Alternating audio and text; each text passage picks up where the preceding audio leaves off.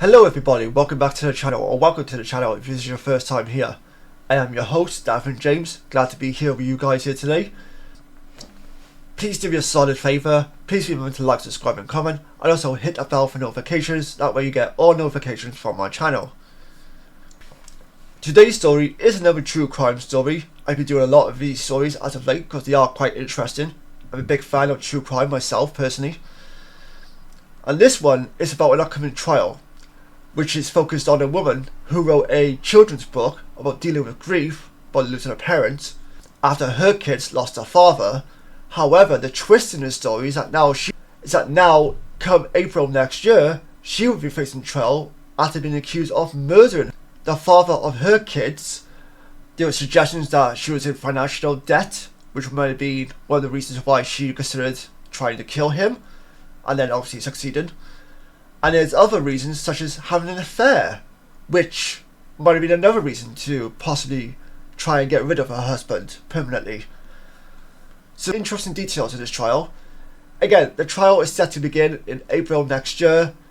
She did recently have, though she being Kouri Richins, the woman accused in this case, she did have 2 hearings as of recently, which you can find on YouTube. I recommend going to watch them.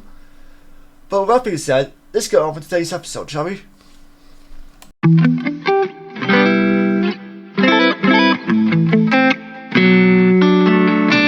Eric died in March 2022 after being allegedly fatally poisoned by his wife, Kouri. She is believed to have mixed with fentanyl into a cocktail he drank, sparking the 39-year-old's death.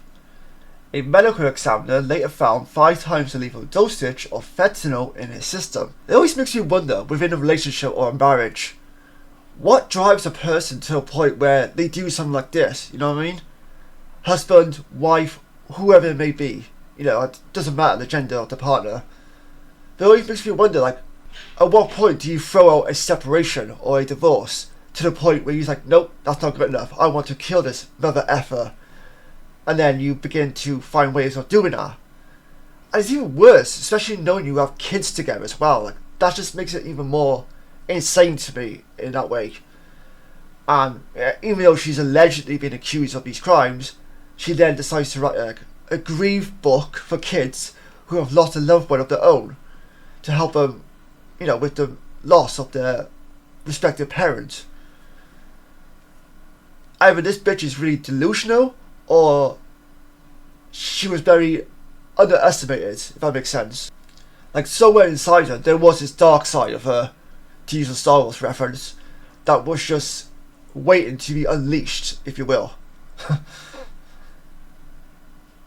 Maybe every woman has that. Following Eric's passing, Kouri penned a child's book aimed at young people dealing with the loss of a parent, her own kids whom she shared with her late husband in particular. Titled, Are You With Me? The book follows the story of a child who has lost their father, but who is reminded that his presence is still all around them, just like an angel watching over them. Kouri went on to be charged and arrested in connection to Eric's murder in May of 2023, and has since been hit with further accusations that she tried to kill her husband in the weeks leading up to his death, but her plan did not work. 34-year-old purchased a sandwich for her late husband and laced it with fentanyl. He managed to survive the ordeal after using his son's EpiPen, no idea what the hell that is, after breaking out with hives from eating the sandwich. Kouri is now facing a total of 11 charges, including attempted murder, multiple counts of forgery, intent to distribute a controlled substance, mortgage fraud and insurance fraud, New York Times reports. However, in a new update, a judge has now ruled that Kouri will stand trial and is expected to do so sometime next year. Really? Next year? I mean, I guess that's not really far away, but like, yeah, okay, sure. I was kind of hoping it would be starting this year, but never mind. Hearing on Tuesday, August 27th, Utah State Judge Richard, I don't know how to pronounce his second name, said that prosecutors had presented enough evidence against her to proceed with a jury trial. At the hearing, the mother pleaded not guilty to all charges she's facing, said CBS News. Jury selection is scheduled to take place on April 28th, 2025. April would be here in no time once you get that Christmas over with and whatnot, so. As to why Kouri allegedly killed her husband, prosecutors believe that Kouri did it for financial gain. Of course, why not? Because of the debt that she was in. She was also supposedly planning a future with a man she was said to have an affair with. Oh, it gets more juicier. But the mother of three's lawyers are confident that a jury will rule in her favour. Oh, I don't know about that. We firmly believe the charges against Kouri do not withstand through scrutiny and are confident that a jury will find the same, they said in a statement, following Tuesday's decision. I'm loosely familiar with this case.